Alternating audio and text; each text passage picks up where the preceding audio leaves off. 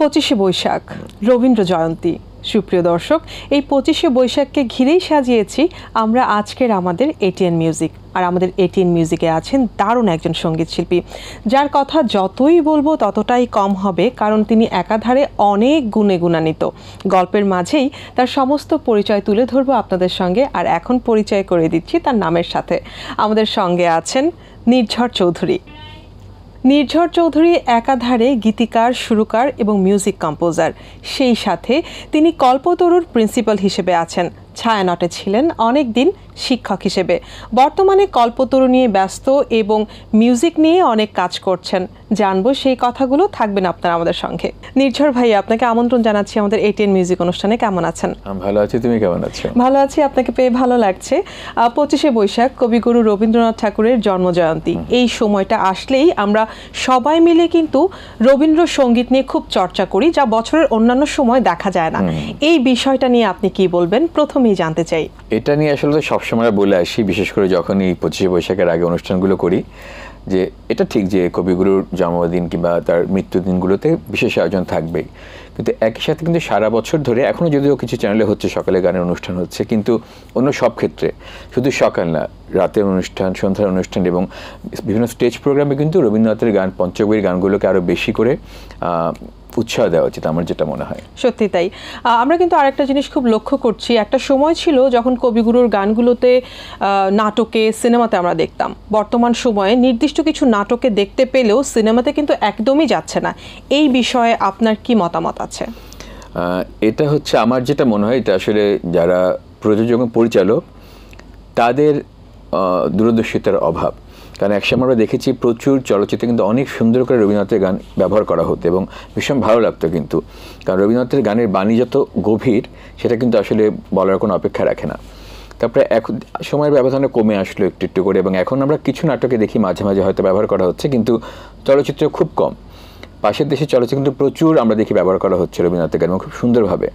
আমার মনে হয় এখানে পরিচালকদের এই ব্যাপারে আসলে এগিয়ে আসা উচিত। সত্যি তাই, এই বিষয়গুলো নিয়ে আসলেই সবার সচেতন হওয়া উচিত এবং গানগুলোকে ইউটিলাইজ করা উচিত, যাতে পরবর্তী জেনারেশন ভুলে না যায়।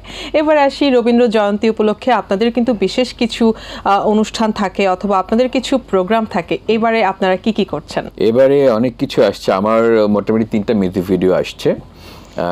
সবগুলো কি রবীন্দ্রসঙ্গীত ঘিরে? হ্যাঁ, একটা ইতিমধ্যে চলে এসেছে। এটা হচ্ছে জিনাত জাহানের কবিতা এবং আমার গান নিয়ে একটা কোলাজের মতো, শেষের কবিতার কিছু অংশ নিয়ে। এবং আরেকটা সামনে আসবে, সেটা হচ্ছে আমার আর পূজার একটা রবীন্দ্রনাথের দ্বৈত গান আসতে যাচ্ছে, এবং এটার মিউজিক ভিডিও আমরা খুব আয়োজন করেছি, আমি এটা নিয়ে ভীষণ আশাবাদী। এবং একই সাথে মিউজিক আলফা থেকে আরেকটা রবীন্দ্রসঙ্গীত আসবে। বাহ, দারুণ। এই গানগুলোর মধ্য থেকে কোনো একটা গানকে আমাদেরকে এখন একটু শোনাবেন। চলো, আমরা পূজা যে গানটা আমরা করেছি ডুয়েট, সেটা শুনবো। আমার মন মানে না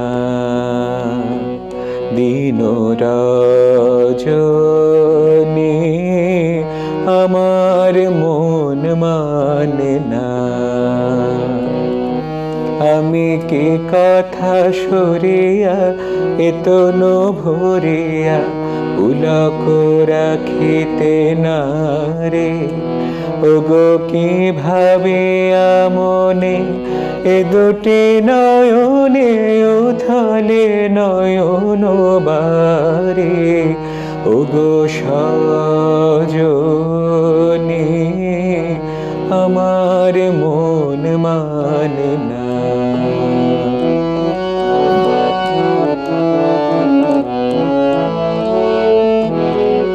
সে সুধা বচন, সে সুখ পরশ অঙ্গে বাজেছে বাঁশি গো, সে সুধা বচন, সে সুখ পরশ অঙ্গে বাজেছে বাঁশি, তাই শুনিয়া শুনিয়া আপনার মনে হৃদয় হয় উদাসী, কেন না জানি আমার মন মানে না।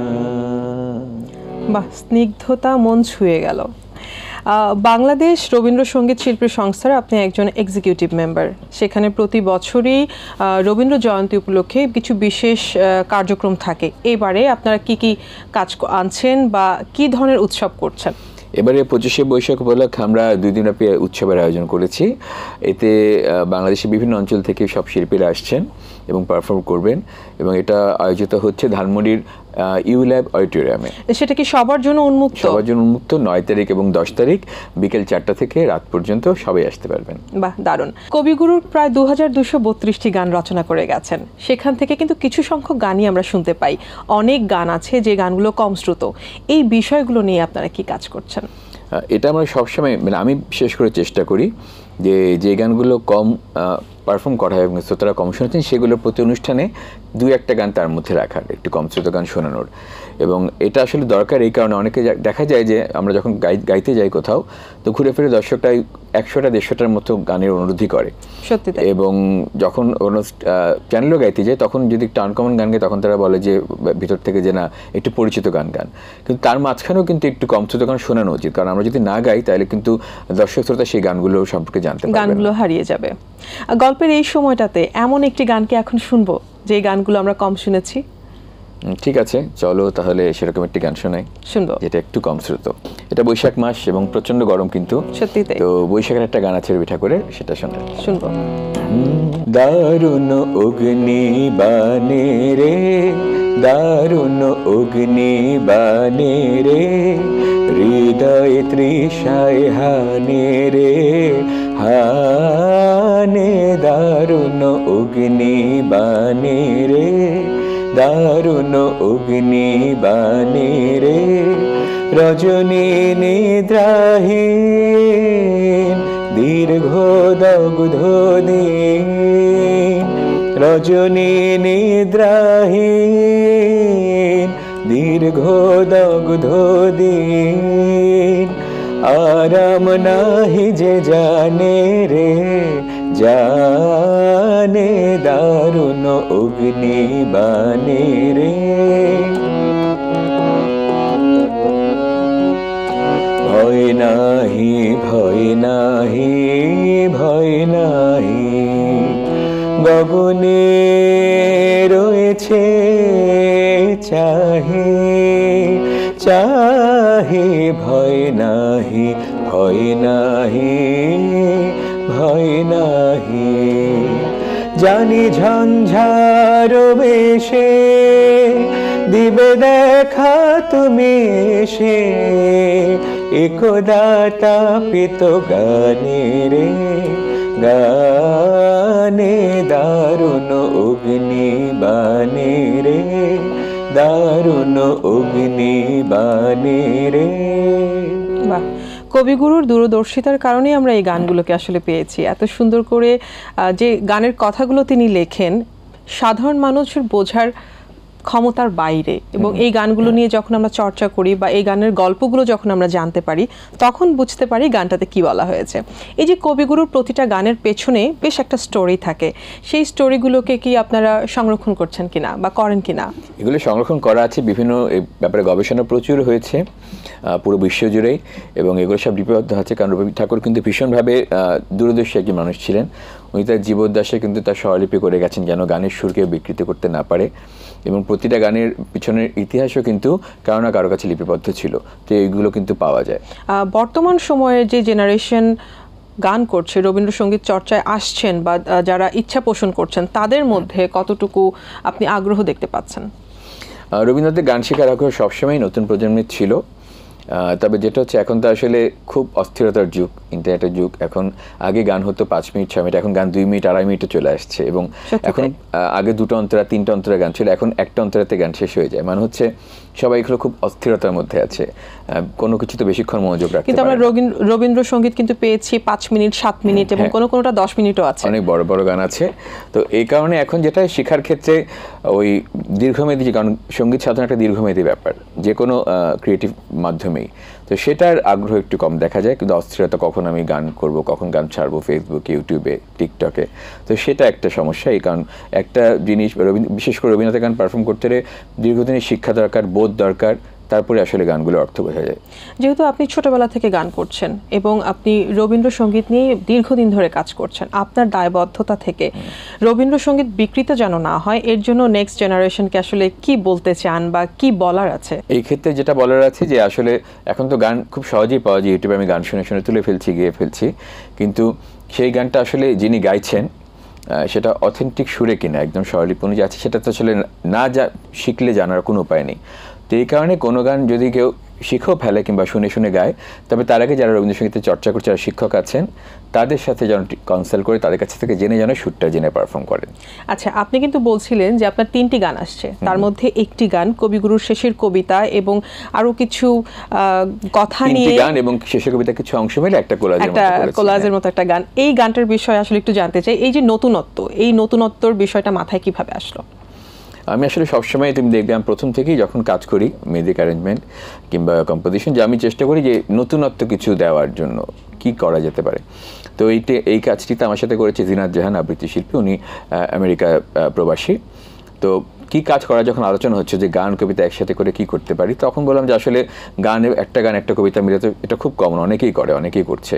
তো আমার মনে হয় যে আসলে আমার শেষের কবিতার কিছু অংশ নিয়ে তার সাথে ওই যেই অংশটি নিচ্ছি সেখানে ভাবের সাথে মিলে যেরকম করে রবীন্দ্রের গানের কিছু অংশ, এগুলো একত্রে করে একটা কিছু লাইন আপ তৈরি করতে পারি কিনা, সেই চেষ্টা থেকে, সেই চিন্তা থেকে আসলে জিনিসটা করা। রবীন্দ্রসঙ্গীত নিয়ে নতুন যে কোনো কাজ করার ক্ষেত্রে দৃষ্টিকটুর একটা ভয় থাকে বা সমালোচিত হওয়ার একটা ভয় থাকে, সেই ক্ষেত্রে আপনি কোন জিনিসগুলো মাথায় রাখছেন এই কাজটি করার ক্ষেত্রে? আমি কোনো সমালোচনা কোনো কিছু মাথায় রাখি না। সবসময় আমি যেটা চেষ্টা করি সেটা হচ্ছে যে একজন শিল্পী হিসেবে আমার কাছে কবির কোনো গানের যেই অর্থ আমার কাছে আসে, আমার চোখ বন্ধ করলে আমার যে ইমেজটা সামনে আসে সেটাকে আমি প্রেজেন্ট করার চেষ্টা করি। এখন এমন না যে এটা সবার কাছে ভালো লাগতে হবে, আমার কাছে এটা ভালো লাগে, সবার কাছে ভালো লাগবে না, কয়েকজনের কাছে ভালো লাগবে, কয়েকজনের কাছে খারাপ লাগবে। এটা সে যাদের কাছে খারাপ লাগবে তারা সমালোচনা করবে, এবং তখনই একটা জিনিস নিয়ে সমালোচনা হয় যখন সেটা নিয়ে আলোচনা হয়। তো আমি সবসময় সমালোচনাকে কিন্তু একটা পজিটিভ সাইড দিয়ে দেখি। তার মানে আপনি সৃষ্টিতে বিশ্বাসী, সৃষ্টি করে যেতে হবে যাতে সেটা মানুষের মনে গেঁথে থাকে, এবং সমালোচনা হবেই, বাট আলোচনাও সেখানে আছে। কল্পতরু একটা প্রতিষ্ঠান যেখানে নাচ গানের সমানভাবে তালিম দেওয়া হচ্ছে, সেখানকার প্রিন্সিপাল হিসেবে আপনি আছেন, এই প্রতিষ্ঠান সম্পর্কে একটু জানতে চাই। কল্পতরু বনানীতে অবস্থিত একটি নৃত্য এবং সঙ্গীত শিক্ষা কেন্দ্র, যেখানে আমরা নৃত্যের ক্ষেত্রে ভরতনাট্যম, মণিপুর এবং কত্থক শিখে থাকি, এবং সব ধরনের গান শেখানো হয়। এবং অনেক বছর ধরে স্কুলটি আছে, আমি প্রথম থেকে ছিলাম এর সাথে সঙ্গীত শিক্ষক হিসেবে। গত 2 বছর ধরে আমি অধ্যক্ষ হিসেবে দায়িত্ব পালন করছি, এবং সার্বিক তত্ত্বাবধান রয়েছেন লুবনা মারিয়াম। এবং এটা একটা ছোটরা বেসিক্যালি ছোটরা শেখে, তো এটা একটা ভীষণ ভালোবাসার জায়গা, কারণ আমি এর আগে 15 বছর ছাঁটি শিখিয়েছি, এবং শিক্ষকতা আমার কাছে একটা অন্যরকম মানে ভালোবাসার শান্তির জায়গা। তো প্রতি শুক্রবার যখন আমি সকালবেলা কল্পতরুতে সময়টা কাটাই, দিনটা আসলে ভীষণ সুন্দর হয়ে যায়। সেখানে রবীন্দ্রসঙ্গীত নিয়ে বাচ্চাদের মন ভাবনা কেমন বা কি ধরনের? আসলে ওখানে আসলে মূলত গানের নাচের সাথে যেই গানগুলো রিলেটেড সেইগুলো শেখানো হয়, এবং সবসময় ওদের আগ্রহ, ছোটো বাচ্চাদের কিন্তু সব কিছু শেখার খুব আগ্রহ থাকে, সেটা হয়তো রবীন্দ্রসঙ্গীত শেখায় কিংবা নজরুল সঙ্গীত শেখায় কিংবা লোকসঙ্গীতই শেখায় না কেন, ওরা কিন্তু খুব মজা করে গানগুলো গ্রহণ করে। এবং যেটা হয় যে কল্পতরু মূলত আসলে গুলশান, বরণী, বাড়িধারা ওই এলাকার ছেলেমেয়েরা শিখতে আসে। তো ওদের যেহেতু সবাই একটু ইংলিশ মিডিয়ামে পড়ে, বাংলায় কিন্তু ওদের দক্ষতা একটু কম থাকে একাডেমিক্যালি। তো অনেক শব্দের অর্থদের কাছে খুব অদ্ভুত লাগে, এই শব্দটার অর্থ আসলে কি, এই শব্দটা উচ্চারণ করতে কষ্ট হয়। তো তখন ওদের জিনিসগুলো বোঝাই যে এই শব্দের অর্থ আসলে এটা, তো ওরা জিনিসগুলো খুব পজিটিভলি, খুব সুন্দরভাবে নেয়। তাহলে বলা যাচ্ছে রবীন্দ্রসঙ্গীতের উপরেও তাদের অনেক বেশি আগ্রহ আছে। তো প্রথমে কোন গানটি থাকে সিলেবাসে, যে এই গানটি মূলত তাদেরকে প্রথমেই শেখানো হয় বা জানানো হয়? আচ্ছা, রবীন্দ্রসঙ্গীতের মধ্যে যদি হয় তাহলে প্রথমে থাকে কোথাও আমার হারিয়ে যাওয়া নিয়ে মানা, কিংবা ফুলে ফুলে ঢলে ঢলে, যে গানগুলো ব্যাপকভাবে পরিচিত এবং আলোচিত। একটু কি শুনবো আপনার কণ্ঠে? করতে পারি। কোনটা শুনতে চাও, ফুলে ফুলে নাকি কোথাও আমার? ফুলে ফুলে। না, কি দারুণভাবে বর্ণনা, দারুণ একটি গান। আপনি একাধারে গীতিকার, সুরকার এবং সঙ্গীত পরিচালক হিসেবে কাজ করছেন। আপনি বলছিলেন যে গীতিকার আপনি শখে করছেন, গীতিকার হিসেবে যে কাজ করে সেটা শখের বশে, এবং সুরকার হিসেবে কাজ করছেন প্রফেশনালি। একটু জানতে চাইবো, এই যে একসাথে এতগুলো কাজ করছেন, কাজগুলো করতে কেমন লাগছে এবং কবে থেকে শুরু করেছেন? প্রথম থেকে শুরু করেছি, কারণ হচ্ছে যখন প্রথম একটা স্টুডিওতে, আমার মনে আছে আমি আর ইমনদার, ইমনদার বাসায়, তখন ইমনদার বেডরুমে একটা কম্পিউটার ছিল, তো ওটা দিয়ে বসে আমরা দুজন মিলে গোতাগুতি করতাম কম্পিউটার যাচ্ছে এই সফটওয়্যার এভাবে ইউজ হয়, এইভাবে ও গিটার নিয়ে বসতো, আমি একটা ভয় দিতাম। ভয় দেওয়ার জন্য প্রফেশনাল মাইক্রোফোনও ছিল না তখন, যে ওয়েব ক্যামের সাথে যে একটা মাইক্রোফোন পাওয়া যেত না লম্বা এরকম থাকতো, ওটা দিয়ে ভয় দিতাম আমরা। তো ওভাবে দুজন মিলে শিখতাম, কাজ করতাম। তো তখন থেকেই নিজেরা গান লিখতাম শুরু করে, নিজেরা রেকর্ড করে শুনতাম, নিজেদের কাছে লজ্জা লাগতো যেগুলো কি হচ্ছে, ওভাবেই শুরু করা আসলে। আচ্ছা আচ্ছা, যেহেতু আপনি একজন রবীন্দ্রসঙ্গীত শিল্পী, সেক্ষেত্রে আপনি আধুনিক নিয়ে কাজ করছেন, যখন অন্যান্য শিল্পীদের জন্য কাজ করেন অবশ্যই তাদের পছন্দ মতো বা বর্তমান সময়ের ভাইব অনুযায়ী একটা জিনিস আপনাকে প্রেজেন্ট করতে হয়। কখনো কি দুটো মিলিয়ে কোনো কনফ্লিক্ট করেছে আপনাকে? কনফ্লিক্ট করেছে অনেক সময়, গানে তো করবে, কারণ যখন কোনো ক্লায়েন্ট আসে তার পছন্দ অনুযায়ী কাজ করতে হয়। তো আমার রুচির সাথে তার রুচির যদি একটা সামঞ্জস্য থাকে তখন কাজটা খুব ভালো হয়। আবার অনেক সময় দেখা যায় যে রুচির মিল হচ্ছে না ঠিক মতো, তখন একটু বেগ পেতে হয়, কিন্তু শেষ পর্যন্ত তো কাজটা ভালোভাবে নামানো হচ্ছে উদ্দেশ্য, কারণ এটার সাথে আমাদের সকলের ইমেজ জড়িত। এই যে গানকে ঘিরে আপনি যে সংস্কৃতির সঙ্গেই আছেন, গানের সঙ্গেই আছেন এবং কাজ করে যাচ্ছেন, যেখানে বর্তমান সময়ে শুধুমাত্র গানকেই পেশা হিসেবে নেওয়াটা খুব বড় চ্যালেঞ্জের বিষয়, কারণ জীবনযাপন সেখানে সম্ভব হয় না, সেখানে আপনি শুধুমাত্র এটাকে ঘিরেই আছেন, আপনার জন্য আসলে কতটুকু বেগ পেতে হয় এই বিষয়টা? এমন যেহেতু আমি শুধু গান গাইছি, গান গিয়ে পারফর্ম করে সংসার চালাচ্ছি, তাহলে কিন্তু ব্যাপারটা খুব কষ্টদায়ক হতো, কারণ এটা আসলে খুব কঠিন আমাদের দেশের জন্য। তো যেহেতু কিন্তু আমার সবগুলো কাজে কিন্তু গান রিলেটেড, যেহেতু আমি গান গাইছি, গান শেখাচ্ছি এবং মিউজিক অ্যারেঞ্জমেন্ট করছি, সবকিছু মিলে ভালোভাবেই কিন্তু হয়ে যায়। কিন্তু আসলে কতটুকু সম্ভব শুধুমাত্র একটা নির্দিষ্ট জনরার শিল্পী হয়ে নিজেকে সারভাইভ করানো? এটা আসলে কঠিন, কিন্তু আমি আমার দর্শকদের ধন্যবাদ জানি যারা ভালোবাসা দিচ্ছে, সৃষ্টিকর্তার উপর ধন্যবাদ যে করতে পারছি, আসলে যেটা ভালোবাসি সেটাই করতে পারছি। বাহ, দারুণ, সত্যি তাই। আসলে ভালোবাসা যেখানটাতে আছে সেটাকে ঘিরে থাকলে আরো ভালো কিছু করা সম্ভব হয়। এবারে একটু আসি যে রবীন্দ্রসঙ্গীত শিল্পী যারা আছেন তাদেরকে কিন্তু শুধুমাত্র একটা নির্দিষ্ট সময়েই ডাকা হয়, অথবা অন্যান্য শিল্পীদের চাইতে সারা বছরে তাদের কাজের পরিমাণও কিন্তু অনেক কম থাকে। এই ক্ষেত্রে রবীন্দ্রসঙ্গীতকে চর্চা করা খুব কিন্তু টাফ হয়ে যায়। তারপরও যারা ভালোবাসেন, রবীন্দ্রনাথকে ভালোবাসেন, তাকে ঘিরে যারা কাজ করতে চান, শুধুমাত্র রবীন্দ্রসঙ্গীত নিয়ে কাজ করছেন, কিন্তু এটা আসলে কতটুকু সম্ভব যে শুধুমাত্র একটা জনরাতেই কাজ করে জীবনযাপন করা এবং নিজের ক্যারিয়ারকে অ্যাট দ্য সেম টাইম উপরে ওঠানো বা দর্শকদের কাছে পৌঁছানো? যেটা হচ্ছে, যদি কেউ রবীন্দ্রসঙ্গীত করতে চায়, যে আমি রবীন্দ্রসঙ্গীত ভালোবাসি, ওটাই করতে চাই, কিন্তু এটা করে আমি জীবন ধারণ করতে যাব, এই চিন্তা আমাকে বাদ দিতে হবে। কারণ হচ্ছে, তুমি প্রথমে বলছে যে রবীন্দ্রনাথের গান সবার জন্য না, সবার জন্য বোধগম্য নয়। আধুনিক গান যত সহজে বোঝা যায়, সহজ সুর সহজ কথা, সেভাবে রবীন্দ্রসঙ্গীত কিংবা নজরুলগীতি বোঝা যাবে না।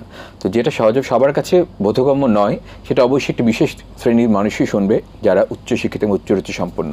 তো আমি যদি প্রথম থেকে বলি যে হ্যাঁ আমি উচ্চরুচি সম্পন্ন মানুষের জন্য কাজ করব, তাহলে আমার কাছে ওটা মাথায় রাখতে হবে আমি কিন্তু একজন আধুনিক গানের শিল্পীর মতো জনপ্রিয় কিংবা ওই পরিমাণে আমার অর্থ উপার্জন হবে না। ওটা মেনে নিয়ে নিজের ভালো লাগাটার সাথে সামঞ্জস্য করতে হবে। এখন আমি যদি ভাবি রবীন্দ্রসঙ্গীত করছি কিন্তু আমি আয়ুব বাচ্চুর মতো জনপ্রিয় হয়ে যাব, বিশাল বিশাল কনসার্টে গান করবো, এটা কিন্তু হবে না, সম্ভব না, কারণ বাস্তবতা এরকম না। তো ওটা মেনে নিয়ে কাজ করা উচিত।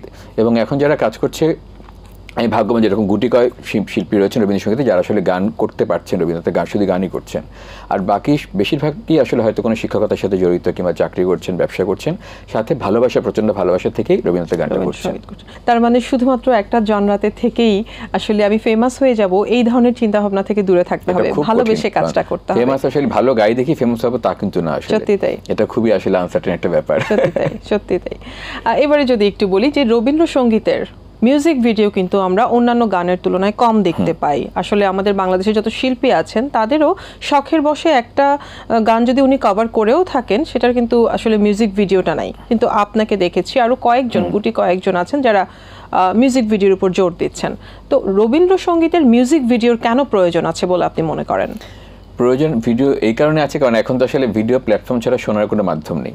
এখন তুমি কিসে গান শোনো বেশি? হয় ফেসবুক রিলস কিংবা ইউটিউবে, এবং দুটোই হচ্ছে ভিডিও মাধ্যম। তো এই কারণে ভিডিও করতেই হয়। আর কম এই কারণে হয় কারণ আধুনিক গানগুলোকে বিভিন্ন কোম্পানি যেভাবে স্পন্সর করে, কে প্রডিউস করে, সেভাবে কিন্তু রবীন্দ্রনাথের গান করে না। এর পেছনে কপিরাইট ইস্যু একটা ঝামেলা তৈরি করে, আর যেহেতু ওইভাবে জনপ্রিয় হওয়ার সম্ভাবনা কম থাকে, এটাও একটা কারণ। তো এইসব কারণে আসলে বেশিরভাগ ক্ষেত্রে কিন্তু শিল্পীদের নিজেদেরই এটা প্রডিউস করতে হবে, যেটা আসলে ব্যয় সাপেক্ষ। এই কারণেই কিন্তু আসলে ওই অর্থে ভিডিও কম দেখা যায় রবীন্দ্রসঙ্গীত শিল্পীদের। আপনার মিউজিক ভিডিওগুলোর ক্ষেত্রে আপনি কোন বিষয়গুলোকে তুলে ধরতে চান বা কোন বিষয়গুলোকে আসলে খেয়াল রাখছেন? আমি যেটা করি যে আসলে নতুনত্ব কিছু একটা দেওয়ার চেষ্টা করি। মানে ওই আকাশ বাতাস দেখাচ্ছে রমনা পার্কে গিয়ে এরকম ভিডিও করতে চায় না, যদি ওটা অনেক সময় ওইটাই করতে হয়, বেশিরভাগ ক্ষেত্রে বাজেটের ব্যাপার থাকে। কিন্তু যখন খুব পছন্দের কোনো গান করি তখন চিন্তা করি হয় কোনো ভিডিও থাকবে না, কিভাবে এক জায়গায় দাঁড়িয়ে স্টুডিওতে করবো, অথবা যদি মিউজিক ভিডিও আকারে সত্যি সত্যি ভিডিও বানাই তাহলে একদম যেন ডিফারেন্ট হয়, এবং সেটা চেষ্টা করছি আমার এই রুচির মধ্যে যেন আসে, হ্যাঁ, এবং একটা অন্যরকম অর্থ যেন তৈরি করে গানটা। এবারে একটু আসি, সারা বিশ্বে রবীন্দ্রসঙ্গীতের উপর অথবা রবীন্দ্রনাথের লেখা নিয়ে যত বেশি চর্চা হওয়া উচিত তত বেশি কিন্তু হচ্ছে না, এই বিষয়টাকে আপনি কিভাবে দেখেন? এই ক্ষেত্রে আমি বলি এটা আসলে আমাদের জাতিগত একটা সমস্যা, কারণ আমরা কোনো কিছুকে গ্লোবালাইজেশন করতে পারি না, মানে ইউনিভার্সাল ভাবে একটা জিনিসকে অ্যাকসেপ্ট করানোর জন্য যেই কাজগুলো করা দরকার সেটা করি না। আমি যেমন দেশের বাড়িতে অনেক অনুষ্ঠান করতে গেছি, সেখানে আমি দেখেছি যে বাঙালি কমিউনিটির অনুষ্ঠান হয় এবং ভীষণ ভালো লাগে, কারণ তারা বাঙালি শিল্পীদের, বাংলাদেশি শিল্পীদের ভীষণ ভালোবেসে গ্রহণ করে নেয়, কারণ তারা অনেক বছর ধরে দেশের বাইরে আছে। কিন্তু সেখানে শুধু বাংলাদেশিরাই থাকে, বাঙালিরাই থাকেন, অন্য কোনো দেশের অন্য কোনো মানুষ কিন্তু আসছে না। তো তারা যদি না আসে, নিজেদের মধ্যে যদি আমরা চর্চা করি তাহলে তো আমাদের মধ্যেই থাকবে, থেকে যাবে। বাইরের দেশের অন্য ভাষাভাষীর অন্য নেশনদের তো জানাতে হবে যে আমাদের এই রিচ একটা কালচার রয়েছে। তো এই কারণে কিন্তু আমাদের ছড়িয়ে পড়াটা অনেক কম। গল্প গানে আমাদের কিন্তু প্রায় শেষের পর্যায়ে, আমরা শেষ সময় চলে এসেছি। এই রবীন্দ্র চর্চাকে ঘিরে বা রবীন্দ্রসঙ্গীত নিয়ে বা রবীন্দ্রনাথের লেখাগুলোকে নিয়ে আপনার কি বলার আছে? রবীন্দ্রনাথের, আমি তো আসলে রবীন্দ্রনাথ জীবন আমার, কারণ হচ্ছে জীবনের প্রতিটি ক্ষেত্রে প্রতিটি মুহূর্তে রবীন্দ্রনাথের বাণী থেকে কিন্তু আমি সাহস পাই, সামনে এগিয়ে যাওয়ার শক্তি পাই, নতুন কিছু ভাবতে পারি। তো আসলে এবং প্রতিটা মানুষ কিন্তু যদি রবীন্দ্রনাথকে বুঝতে পারতো, একটু পড়তো, তাহলে প্রতিটা মানুষ কিন্তু তার জীবনটা সুন্দর হতো, তার মনটা পবিত্র হতো, এটা আমি বিশ্বাস করি। বাহ, খুব সুন্দর করে বলেছেন আপনি। আমরা আপনার একটি গান শুনবো, আর এই গান শুনতে শুনতে আমাদের আয়োজন শেষ করব। ততক্ষণে আমি আমার দর্শকদের কাছে বিদায় নিয়ে আসি। সুপ্রিয় দর্শক, দারুণ একটা সময় পার করলাম, কারণ রবীন্দ্রসঙ্গীত মনে স্নিগ্ধতা দেয়, মনে আনন্দ দেয়, মনের সব কষ্ট গ্লানি দূর করে দেয়। আপনাদের খারাপ সময়টাতে বা ক্লান্তকর সময়টাতে কিন্তু রবীন্দ্রসঙ্গীত শুনতে পারেন, এতে করে মন প্রফুল্ল থাকবে। আজকে এখানেই বিদায় নিচ্ছি, আগামীতে আবারও দেখা হবে। সবাই ভালো থাকুন, সুস্থ থাকুন, এটিএন বাংলার সঙ্গে থাকুন। আমি সামিয়া, আল্লাহ হাফেজ। কোন গানটি শুনবে এবারে? তোমাকে অনেক ধন্যবাদ এবং এটিএন বাংলাকে অনেক ধন্যবাদ আমাকে বিশেষ এই পর্বে আমন্ত্রণ জানানোর জন্য। চলো শেষ করে একটি দেশের গান দিয়ে। বাহ, শুনবো। তুমি মিশেছ মোর দেহের শানে, তুমি মিলেছ মোর প্রাণে মনে, মিশেছ মোর দেহের শানে, তুমি মিলেছ মোর প্রাণে মনে, তোমার ওই শ্যামল বরণ কোমল মূর্তি মোর মেগাথা, ও আমার দেশের মাটি তোমার পরে ঠেকায় মাথা, ও আমার দেশের মাটি তোমার পরে ঠেকাই মাথা, তোমাতে বিশ্বময়ে, তোমাতে বিশ্বময়ের আঁচল পাতা, ও আমার দেশের মাটি তোমার পরে ঠেকাই মাথা।